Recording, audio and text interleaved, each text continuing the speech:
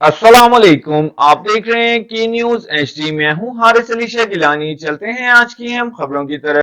रुक करेंगे साहिवाल का हड़प्पा टी10 क्रिकेट टूर्नामेंट शानदार अंदाज में इख्तिताम पसीर हो गया, जहां रायल जिमखाना साहिवाल की टीम ने बेहतरीन खेल का मुजाहिरा करते हुए ट्रॉफी अपने नाम कर ली। फाइनल मैच 110L और रायल जिमखाना साहिवाल के दरमियान खेला गया, जिसमें रायल जिमखाना ने शानदार फतह हासिल की। टूर्नामेंट के मेहमान खुसूसी additional commissioner coordination doctor Saifullah Bhatti थे, और इस मौके पर assistant commissioner general Ghulam Hussain Bhatti, controller इम्तहानात साहिवाल बोर्ड डॉक्टर नवीद अजमत भी मौजूद थे। डॉक्टर सैफुल्ला भट्टी ने खिलाड़ियों में इनामात तकसीम किए और कहा कि खेल नौजवानों को मनफी सरगर्मियों से बचाकर मुस्बत सोच, नज्म ज़ब्त और टीम वर्क को फरोग देता है।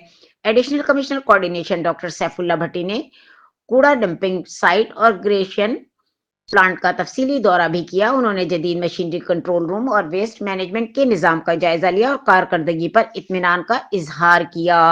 डॉक्टर सैफुल्ला भट्टी ने अमले को हिदायत दी कि जदीद टेक्नोलॉजी के जरिए सफाई के निज़ाम को मजीद मौसर बनाया जाए, ताकि शहर को साफ सुथरा और माहौल को आलूदगी से पाक रखा जा सके।